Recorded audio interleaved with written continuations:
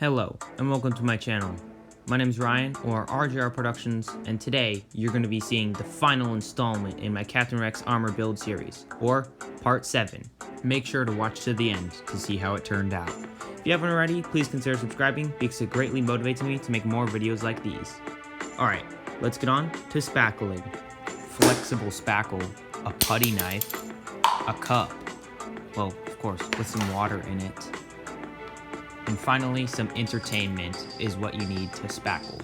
That last one is probably one of the most important because it's a very boring and painfully long process, so you're going to want something to watch.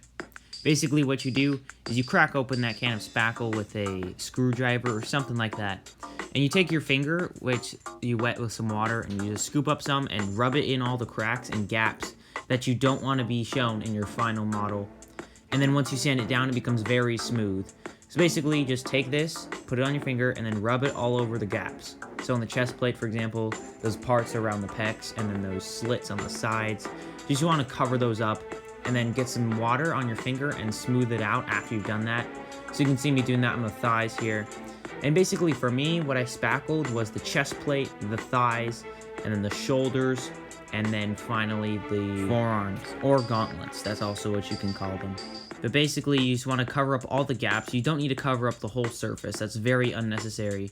You really only need to do that if you want it to look really smooth, but then it's prone to cracking. It's definitely going to crack because cardboard is not a very strong material for bending and staying rigid, so that's why I put the wires behind it, so it stays stiff and doesn't crack.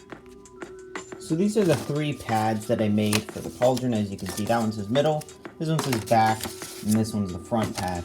They basically just all rest on top of the pauldron like that. So now I've also broken apart these pieces so they're not attached together because it's time for paint. So I'm going to prime all the pieces except for the pauldron because that's black. It doesn't need to be primed. And then I'm going to prime them, paint them white, and then the guns, I'm going to hold off on doing that for now because I need to make the holsters. So then once those are done, I'll paint everything else. And then everything else I've done is basically all the pieces that don't need to be spackled are just going to be painted immediately.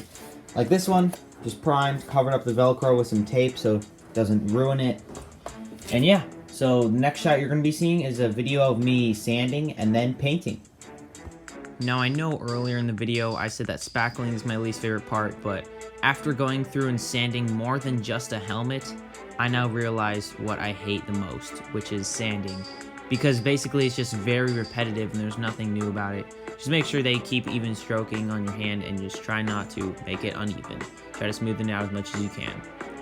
And then when priming, just basically when painting, the rule of thumb is just to avoid runs, but to put a thick enough layer on. Maybe you can dribble up the layers.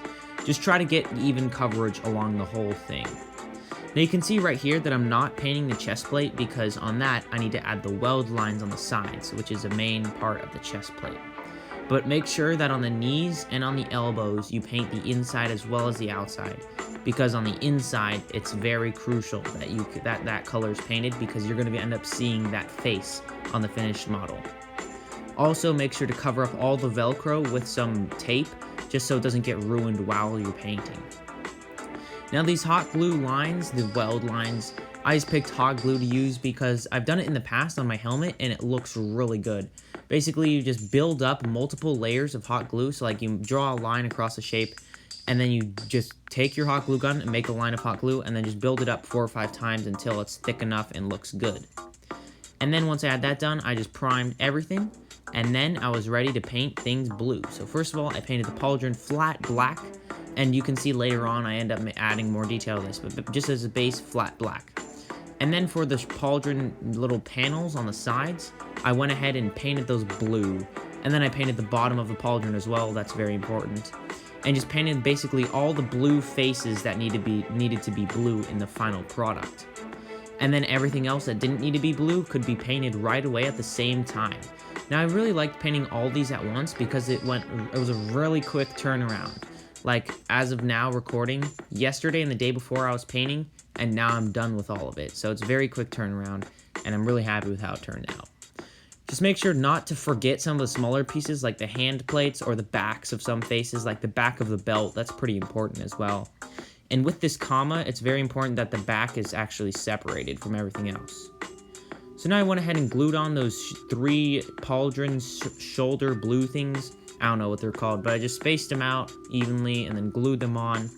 And then what I went ahead and did is I took some gray paint and I basically dry brushed it along all the edges on the pauldron. Now this gave it a very nice effect, because what it basically does is it's kind of like dry brushing with silver, but it's not as bright as silver. It makes it look much nicer, and I'm really happy with how it turned out. Just make sure to carefully go around all the edges and make sure to dry brush, and make sure you're not just putting a thick glob of paint on all the edges. Make sure you're dry brushing because it makes it look very clean and just makes it look used, but in a good way. And then eventually what you're going to want to do is put a black wash on top of those blue panels, but I did do this same gray paint chip technique on those as well. And then with those 3 dots or buckles or whatever they are, snaps on the pauldron box, what you're going to want to do is paint those silver. So it just took me 2 layers to cover that all up. And then once it was silver, it actually ended up looking really nicely. In all the photos I ended up taking later on, you can see the reflection a lot. But I'm really happy with how that turned out. So now we come back to all those pieces that we painted blue, and now we're going to be masking them off. So basically I have this 2-inch thick strip of masking tape, and that's basically just the thickness I use for these. On the shoulders I just put a strip across, and on the biceps put a strip across. And now on the elbows it's a little bit more than 1 strip. Just cover up that whole flat back space, and then you should be pretty good. And then on the forearms it's just a strip on the side as well.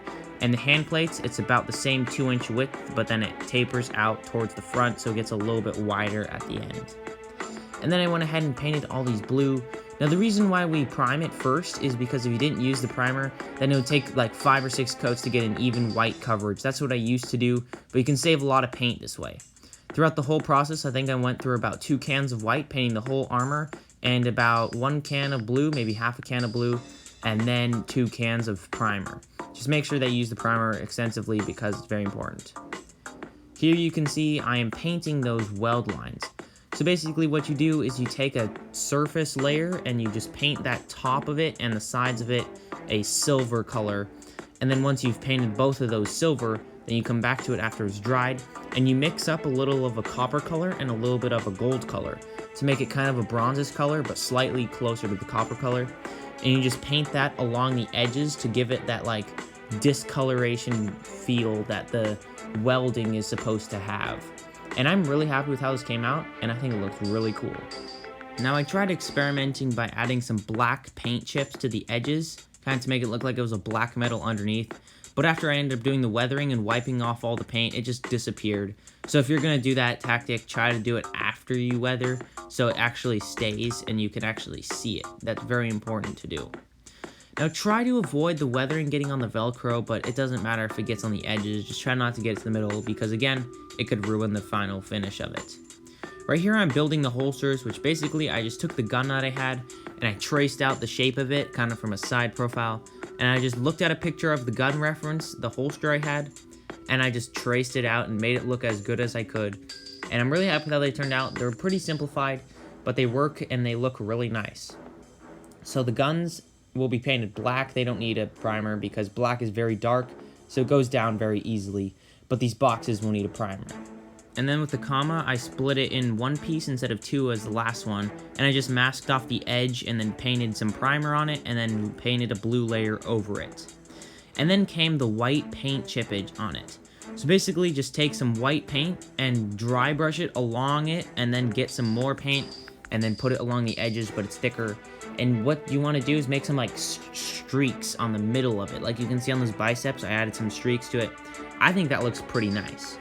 And then the next step of what you're going to want to do is weather the pieces. So just take some paint and just put it on top of all of it and then just wipe it off just like the chest plate.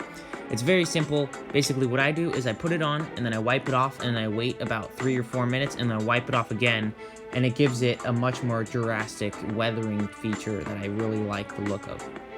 Now right here what you're seeing is about 30 to 45 seconds of weathering, but this took me about 2.5 hours to do.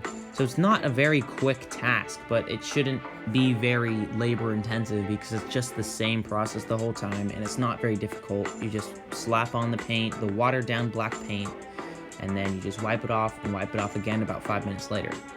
Now my ratio is basically what I do is I have this solo cup, and what I do is I add some black paint and some water until I can spray it along the edge of the cup. I can take the paintbrush and stick it across the edge, and then if it comes out looking black and not anything clear, then I know it's good.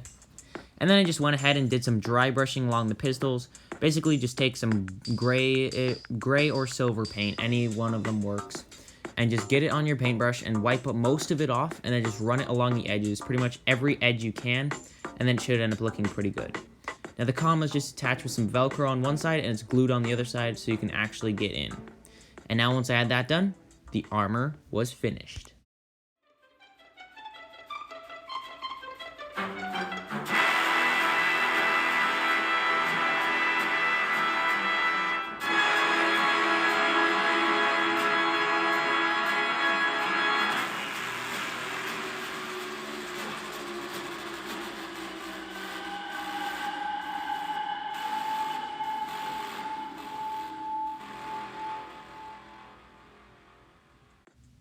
Thank you guys so much for sticking around for this very lengthy series where I built this armor. If you have any suggestions for what I should make next, please leave them in the comments down below.